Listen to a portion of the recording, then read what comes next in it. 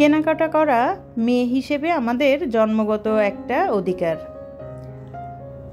যেখানেই যাই না কেন কিছু না কিছু কেনাকাটা করবই, সেটা বেশিরভাগই থাকে কিন্তু সংসারের জন্য। আপনি কোথাও বেড়াতে গিয়েছেন, মেলায় গিয়েছেন, রেস্টুরেন্টে গিয়েছেন, কোনো পার্কে গিয়েছেন, বিয়েবাড়ি গিয়েছেন, মেডিকেলে গিয়েছেন, যেখানেই যান না কেন ভালো কিছু দেখলেই কিন্তু ওটা মেমোরিতে থেকে যায় এবং পরবর্তীতে চেষ্টা করা হয় সেই যে সুন্দর জিনিসটা দেখেছিলাম সেটা কিভাবে করে আমি আমার আয়ত্তে আনতে পারি। আসসালামু আলাইকুম এভরিওয়ান, কেমন আছেন সবাই? আশা করি সবাই ভালো আছেন, আমিও আছি আলহামদুলিল্লাহ ভালো। নতুন দিনের নতুন আরও একটা ব্লগ ভিডিওতে যশোরের মেয়ে হেনা চ্যানেল থেকে আমি হেনা আপনাদেরকে ওয়েলকাম করছি। আজকের ভিডিওটা শুরু করেছিলাম সকালের নাস্তা খাওয়া থেকে। নাস্তা খেয়ে চলে এসেছি দেখেন মেডিকেলে। ভয়ের কোনো কারণ নেই, আমার কিছু টেস্ট করানো ছিল, সেই টেস্ট করানোর জন্যই কিন্তু মেডিকেলে আসা। আর এই তো দেখেন ঢাকাবাসীর কাছে এই জায়গাটা মোটামুটি পরিচিত। আর এই তো আমি আমার কাজ শেষ করে এখন বাসার উদ্দেশ্যে চলে যাচ্ছি।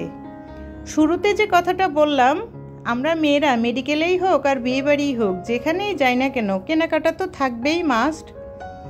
এসেছিলাম কিন্তু ডাক্তার দেখাতে এবং সেখান থেকে যাওয়ার পথে দেখেন এত সুন্দর সুন্দর জিনিস দেখে আর লোভ সামলাতে পারলাম না। গাড়ি থেকে নেমেই একদম রাস্তা বরাবরই হাঁটা শুরু করেছি। আর এই জায়গাটাও কিন্তু অনেকের কাছে পরিচিত।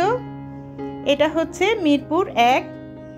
এভাবে কিন্তু রাস্তার পাশে অনেক সুন্দর সুন্দর আপনি আপনার মন পছন্দ ঘর সাজানোর জিনিস পেয়ে যাবেন। আর এত সুন্দর জিনিস দেখে যতই মনে হচ্ছিল যে নামবো না, তারপরেও না নেমে থাকতে পারলাম না। লাস্ট পর্যন্ত নেমেই পড়লাম এবং অনেকগুলো কেনাকাটা করে নিয়ে তারপর বাসায় আসলাম। এই যে শোপিসটা, এটা কিন্তু অনেক সুন্দর, তবে আমি যখন ভিডিওতে দেখেছি এই প্রোডাক্টগুলোর দাম কিন্তু তুলনামূলক অনেকটাই কম বলা হয়। আর এখানে এসে সত্যিটা দেখলাম বাবা অনেক দাম। এই যে আপনাদের যে শোপিসটা দেখালাম বা ওয়াল হ্যাঙ্গিং, এটার দাম চেয়েছিল হচ্ছে 950 টাকা। ভাবা যায়? তারপরেও আমি আমার সাধ্যের ভিতরে কিছু কেনাকাটা করেছি। আর আমি তো একটু গাছ ভালোবাসি, গাছ তো কিনবই। গাছও কিনেছি, পছন্দের একটা গাছ কিনেছি। আর এই তো দেখেন আমার কাছে খুব ভালো লেগে গিয়েছিল। আর ইদানিং একটু মাটির জিনিসের প্রতি আমার ভালোবাসাটা বেড়ে গিয়েছে। কিছুদিন যাবতই চেষ্টা করছিলাম যে মোটামুটি একটু একটু করে একটা ডিনার সেটের মতো তৈরি করার জন্য। আমার বাসায় নিজের সংগ্রহে জগ, গ্লাস, প্লেট, বাটি অনেক কিছুই আছে। তো যে আইটেমগুলো ছিল না সেগুলোই চেষ্টা করেছি এত সুন্দর জায়গা থেকে কিনে নেওয়ার জন্য। আর এখানে আপনি যত কিছু দেখবেন সব কিছুই এত ইউনিক এবং আমার কাছে মনে হয়েছে তুলনামূলক দামটা রিজনেবলই হবে। খুব ভালো লাগছিল। আমি তো যেটা দেখি সেটাই মনে হয় যে কিনে নিয়ে আসি, তবে সব কিছু তো আর আমার প্রয়োজন নেই, তাই আমার যেটাই প্রয়োজন ছিল সেটাই কিন্তু কিনে নিয়েছি। মাটির জিনিস যেমন স্বাস্থ্যকর তেমনি কিন্তু এখন একটা পছন্দের তালিকায় দখল করে নিয়েছে। আর ঐতিহ্যের কথা আর কী বা বলবো। যাই হোক, খুব সুন্দর সুন্দর প্রোডাক্ট আমি দেখেছিলাম, তাই আপনাদের সঙ্গেও একটু শেয়ার করলাম। যারা মোটামুটি আশেপাশে আছি চাইলেই কিন্তু এখান থেকে খুব সুন্দর সুন্দর জিনিস কিনে নিতে পারে। ভিডিওর এই প্রান্তে এসে সবার কাছ থেকে একটা লাইক চেয়ে নিচ্ছি। যারা আমার ভিডিওটা ক্লিক করেছেন, লাইক দিতে ভুলে গিয়েছেন, প্লিজ একটা লাইক দিয়ে আমার ভিডিওটা কন্টিনিউ করবেন।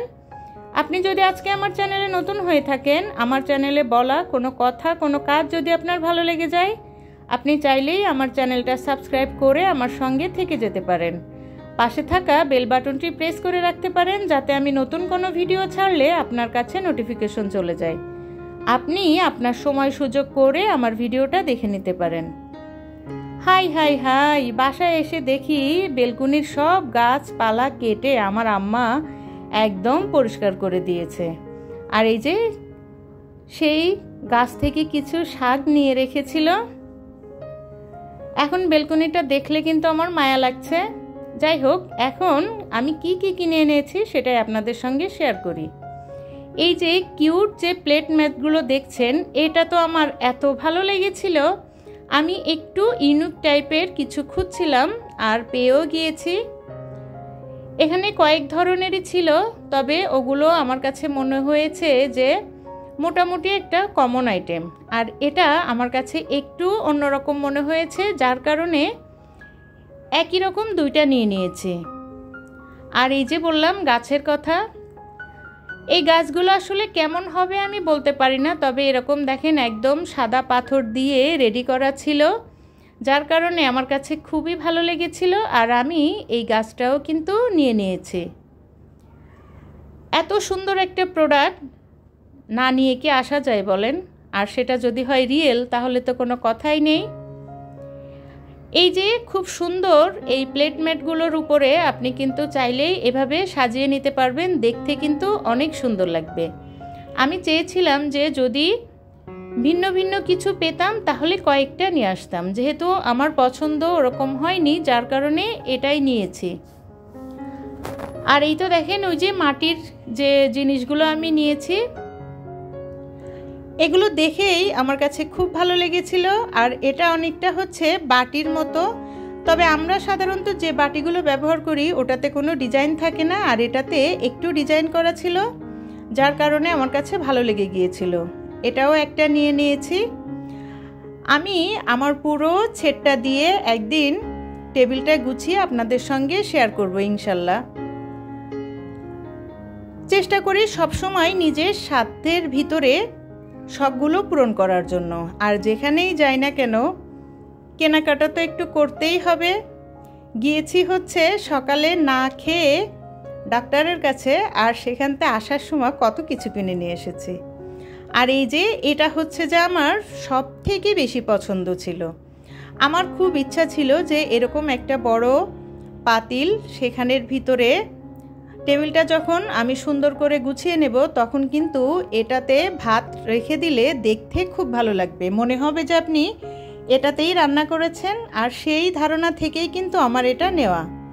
সঙ্গে খুব সুন্দর একটা ঢাকনাও ছিল, একদমই এক দেখাতেই পছন্দ হয়ে গিয়েছে। এখানে অনেক ডিজাইনের ছিল, তবে একটা সতর্কবাণী আপনাদের সঙ্গে শেয়ার করি।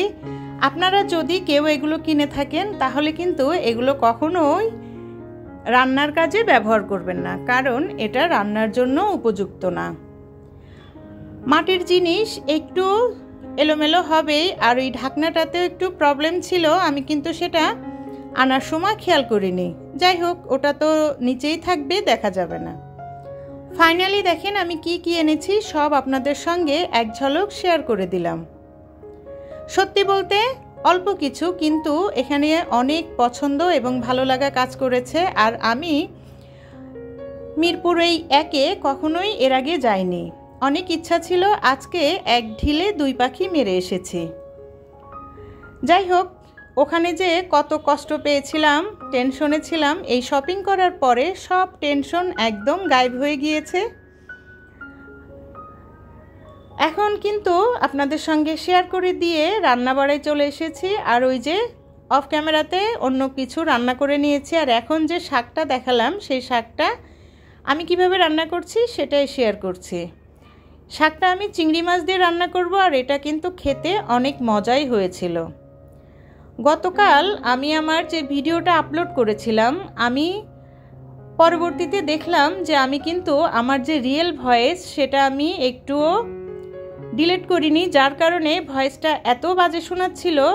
পরবর্তীতে আমি সেই ভিডিওটা ডিলিট করে আবার নতুন করে আপলোড করেছি, কিন্তু আমার ভিডিওটার যে বাজে অবস্থা হয়ে গিয়েছিল, খুবই মনটা খারাপ ছিল।